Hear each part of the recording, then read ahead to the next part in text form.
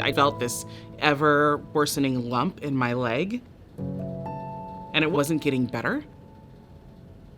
I finally went in for an MRI, and we found out that there was a soft tissue sarcoma. I just remember this feeling of utter dread.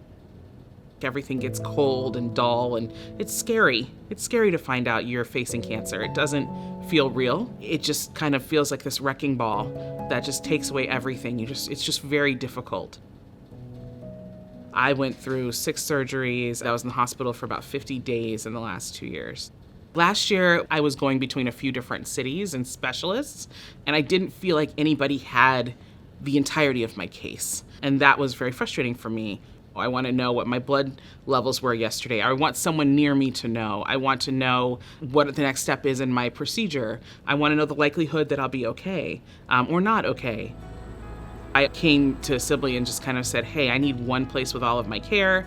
And I felt like I needed a team that was like, we've got this for you. We're going to go do all the research. We're listening to you. And by the time they walk in your room, everybody already knows what the latest is on you. I just really felt like I could get the 360 degrees of care that I wanted over here. And I think that helped me stress less. And I think that's led me to some better outcomes.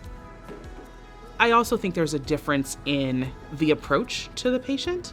They really are focused on how I feel in addition to just what's going on. There was follow-up with my social worker. There was always this check-in. Regardless of what your prognosis is or what the outcome is, you should still feel like a human, and your emotions should be at the center of how you're treated. That, for me, was really, really important in terms of coming to Sibley. One of the other pieces of advice I would give is having no fear of asking questions. If your questions are dismissed, go to someone who doesn't dismiss your questions. But every question you ask is valid. I'm a Black woman of size. In the medical community, our questions are not often heard and are not often validated, and our concerns are very minimized. And so I think that one of the things that I found really important is to make sure I'm in a place also that's culturally competent and is focused on treating women like me. Because sarcoma is so rare, this is something people say all the time, you need to get more than one sarcoma specialist looking at your case. And so if you are able to go to the best centers possible in your area, do that. If you're able to get people on the phone who know sarcoma, do that.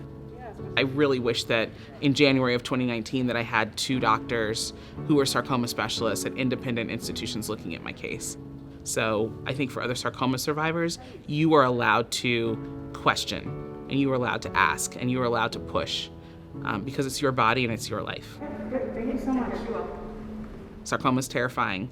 Outcomes are not great, right? Like, it's not an easy diagnosis to have.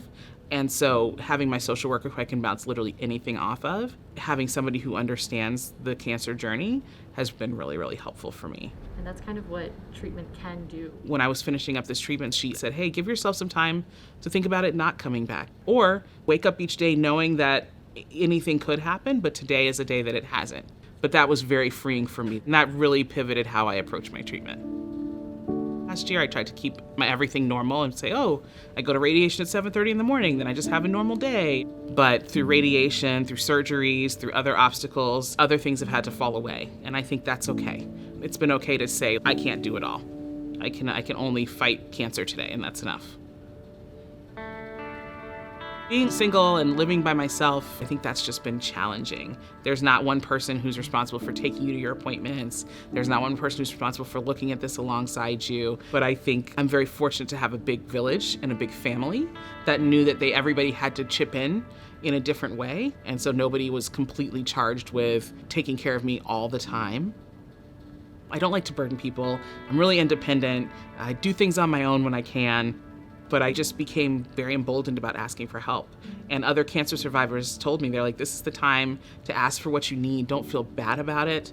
Just say, hey, I need groceries, or, can somebody drive me to this appointment? I've been surprised that the more I've asked, both family and friends, the more people have volunteered to do. So it wasn't as desolate as I think people would say, oh, I don't have a partner. I'm just really blessed and fortunate to have a village that decided to show up and didn't really ask permission to show up, but were just making sure I was okay.